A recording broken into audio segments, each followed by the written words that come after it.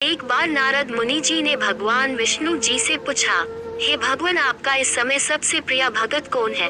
अब विष्णु तो भगवान है, सो झट से समझ गए अपने भगत नारद मुनि की बात और मुस्कुरा कर बोले, मेरा सबसे प्रिय भगत उस गांव का एक मामूली किसान है।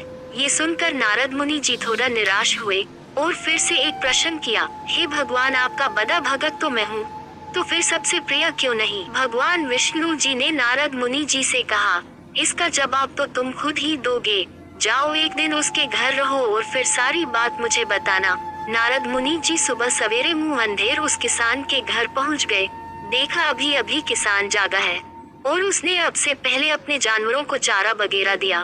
फिर मुंह हाथ धोए, दैनिक कार्यों से निवृत्त हुआ, जल्दी जल्दी भगवान का नाम लिया, रूखी सूखी रोटी खाकर जल्दी जल्दी अपने खेतों पर चला गया। सारा दिन खेतों में काम किया और शाम को वापस घर आया। जानवरों को अपनी अपनी जगह बांधा, उन्हें चारा पानी डाला, हाथ पाँव धोए, कुल्ला किया, फिर थोड़ी देर भगवान का नाम लिया, फिर परिवार के संग बैठकर खाना खाया और कुछ बातें की और फिर सो गए। अब सारा दिन ये सब देखकर नारद मुनि जी भगवान विष्णु के पास वापस आए और बोले, भगवान, मैं आज सारा दिन उस किसान के संग रहा, लेकिन वो तो ढंग से आपका नाम भी नहीं ले सकता। उसने थोड़ी देर सुबह थोड़ी देर शाम को, और वो भी जल्दी जल्दी आपका ध्यान किया, और मैं तो 24 घंटे सिर्फ आपका ही नाम जपता हूँ। क्या अभी आपका सबसे प्रिय भगत वो गरीब किसान ही है? भगवान विष्णु जी ने नारद की बात सुनकर कहा, अब इसका जवाब भी तुम मुझे खुद ही देना। और भगवान विष्णु जी ने एक कलश अमृत से भरा नारद मुनि को थमाया और बोले, इस कलश को लेकर तुम तीनों लोकों की परिक्रमा करके आओ, लेकिन ध्यान रहे अगर एक बूंद भी अमृत नीचे गिरा तो तुम्हारी सारी भक्ति और पुण्य नष्ट हो जाएंगे।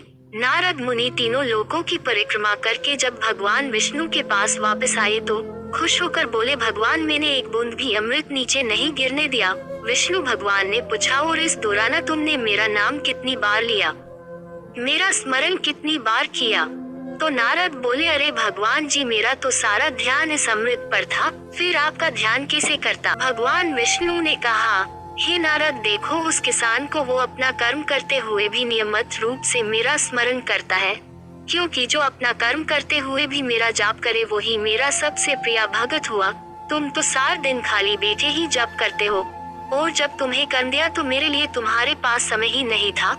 तो नारद मुनि सब समझ गए और भगवान के चरण पकड़कर बोले, हे भगवान, आपने मेरा अहंकार तोड़ दिया, आप धन्य हैं।